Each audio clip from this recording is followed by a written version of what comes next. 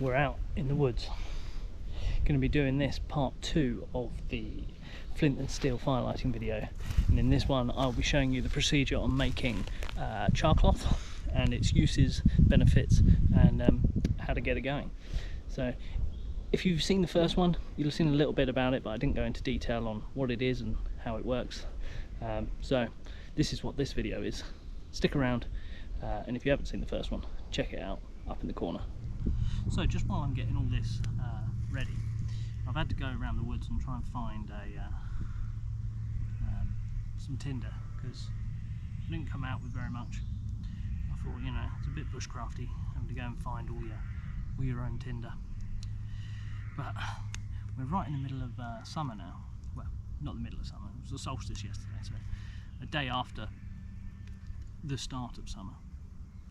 And everything has been bone dry for weeks, which would have been a good time to come and do this, but again, it was a bit silly to have come out when it's so warm. So I thought, no, I'll wait till now. Everything's cooled off a little bit. We had a couple of good days of rain, which just means everything's a little bit damp, but not a problem, because I'm sure we'll be able to get this going anyway. We've got 2 or 3 pieces of char cloth left that was in the tin. I'm going to get a fire on in the box, just because it is damp and there's loads of leaves. Just because, yeah, there's loads of leaves, so I want to keep it contained. And then we can get to burning in this new char cloth.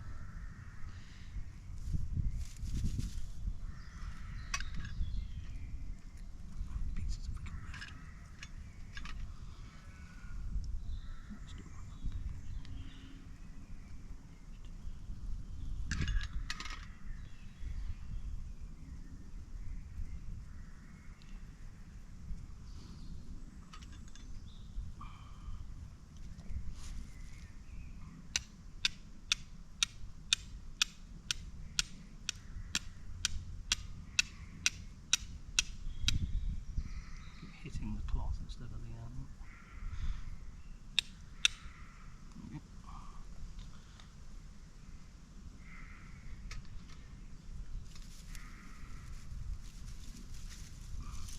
oh no, lost all of it.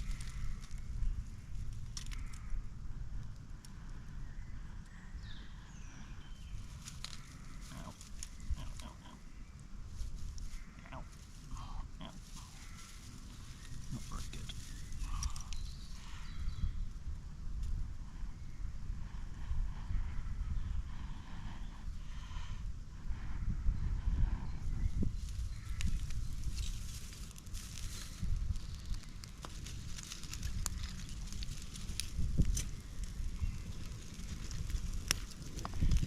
What did they say? Fail to prepare, prepare to fail.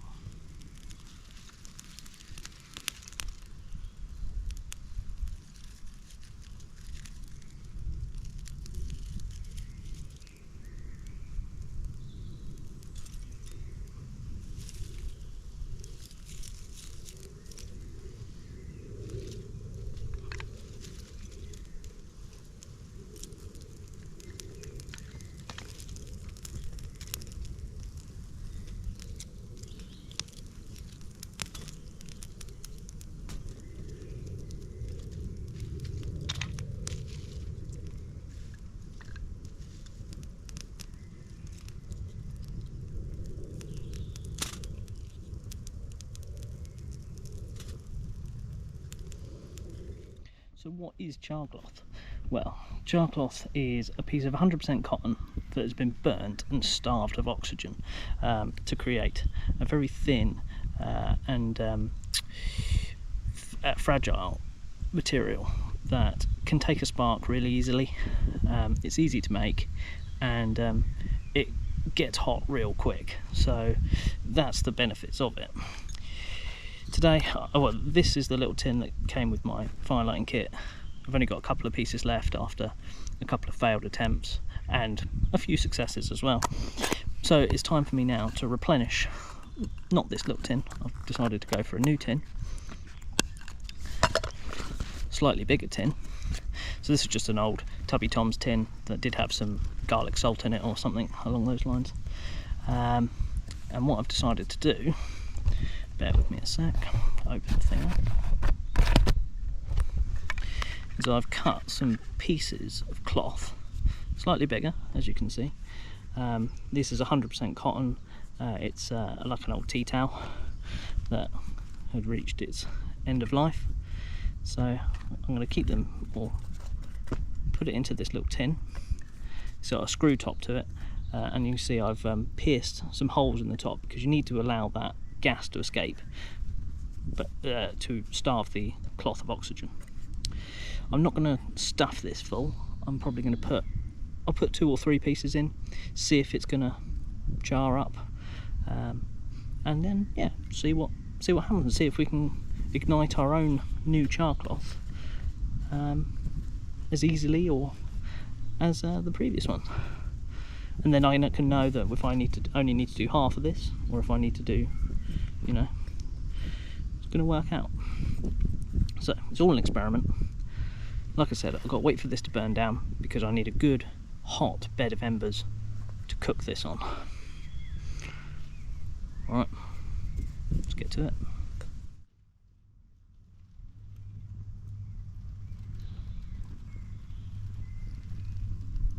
So I've put sort of 3 or 4 pieces in here. I have just thought this is a very lightweight aluminium tin, so hopefully it doesn't melt. I didn't really think about that when I picked the tin, but oh well. We as I said, it's all an experiment. So fire looks like it's sort of coming on quite well. It's burning down really nicely, so I'm gonna chuck this on when I think appropriate, and then just leave it, let it burn sort of right down to nothing. Take this back out and see if we have some resulting new char cloth. Wish us luck. That's close. I just started doing it and I realised the camera wasn't recording. So back to what I was saying. There's a nice level platform of the wood on top now, and all the embers are building up at the bottom. So I'm going to take the tin. As you can see, it's a little bit charred because I started doing it without the camera rolling. So there's a nice base on there now. I'm going to take the tin and I'm going to put it right in the middle, like that.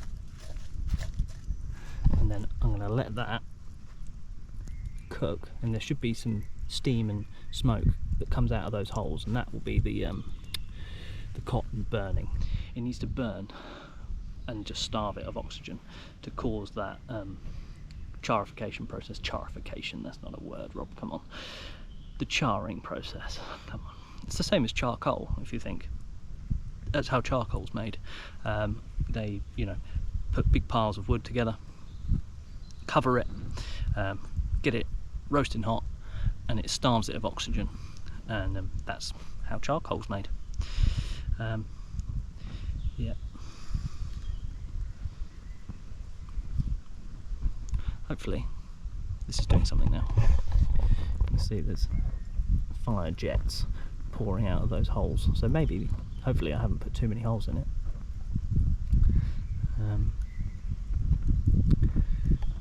We will see. So it's burnt down nicely now, and the tin is just sat on top of the embers. There's still a good amount of heat in there, so I'm just going to wait for it to yeah, cook a little longer. It hasn't been any steam, there's only that fire that came out of it, so maybe I'd put it on a bit early, who knows. We shall see. So I've just gone to take it out and unfortunately the bottom of the tin has indeed melted, but look how well the char cloth had come out. It's a nice thick, oh, not even showing you, nice thick char cloth that's holding a lot of embers.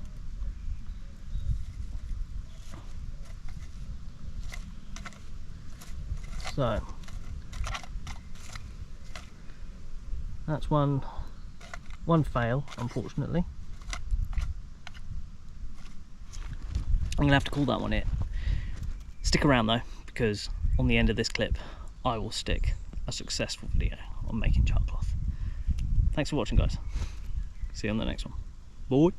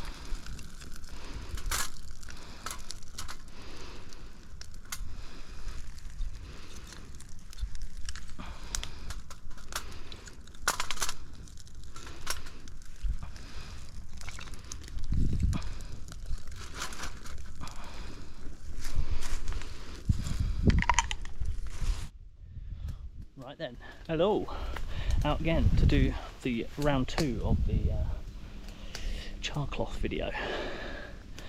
Come down to the same woods I was in for the last one, but I found a new little spot right on the corner of a really nice field, so I'm eyeing this up for a potential overnighter.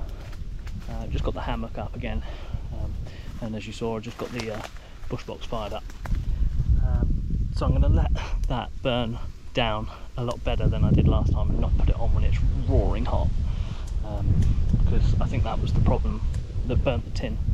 Got a different tin, slightly stronger, so yeah, hopefully that will cure the problem. We won't lose another tin, and we're going to make some quality char cloth. Stick around and we'll see what happens. So this is the tin I'm going to be using now. Just one of those old sort of tobacco style tins. I've put the cloth in there. I've put the 3 pieces left that I had in there, folded over. I don't know if it's going to need a hole in it, because it's got gaps around the side, so it should let the gases out through that. So I'll try it as is, because if I don't need to put a hole in the top, then I won't. And if needs be, I can pierce a hole in it, and that'll just be my tin for making char cloth. So the wind's really helping with that, pushing that fire. Obviously I've put it on this stump just because the ground's so unlevel, but it's yeah, keeps it off the deck as well. Safety. Right, here goes then. Here's the tin. There's the fire. Round 2 of cooking our own char cloth. Wish us luck.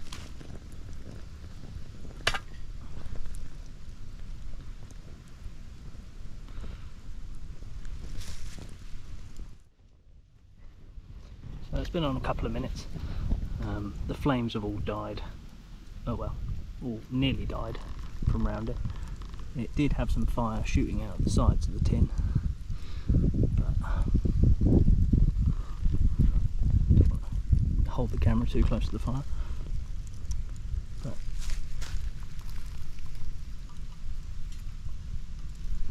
from looking at it, the tin's still in one piece.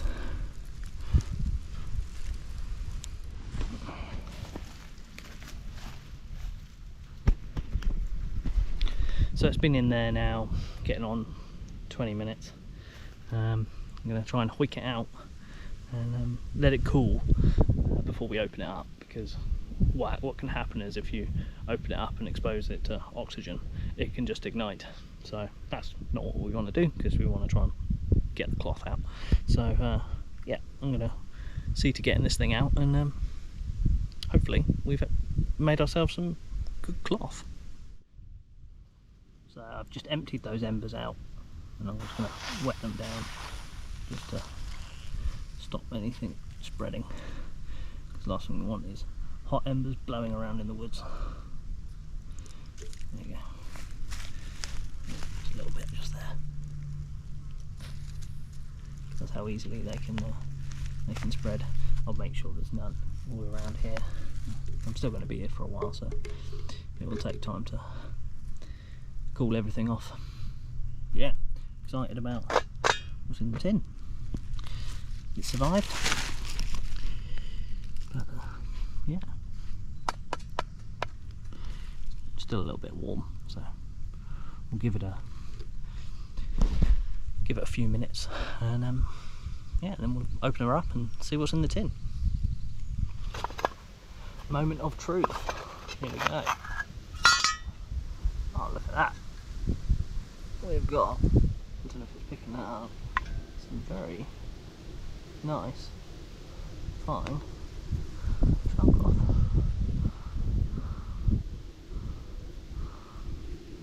I'm going to try tearing. Oh yeah, it tears quite nicely. That's a great material, that is. So I'm going to try to ignite half of our new piece of char cloth with the flint and steel, and we'll see if it catches. Close that before it blows away. So I'll find my tin, get my flint and steel, and then see if we can spark one of these pieces. So as you can see, our new char cloth is quite nice and thick. Like I said, that was what I was hoping for, was the fact that it was a thicker piece of tea towel,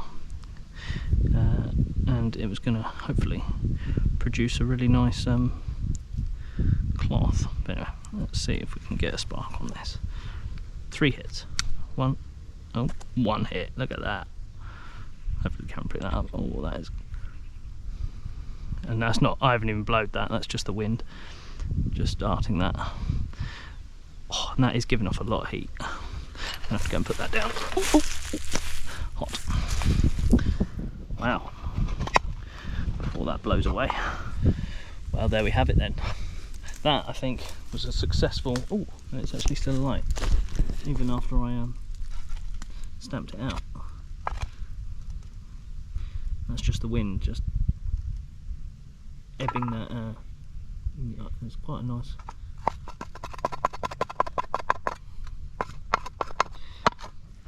Well, I think that was another resounding success on the primitive fire lighting front. It only took 1 spark. I was amazed by that. That might have just been luck, but you know, and it spread really nicely. There was some serious heat coming off of that just by the wind. So get that in a small tinder bundle, and I think that's going to burn really well.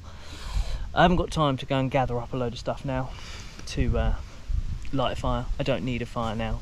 It would just be pointless, really.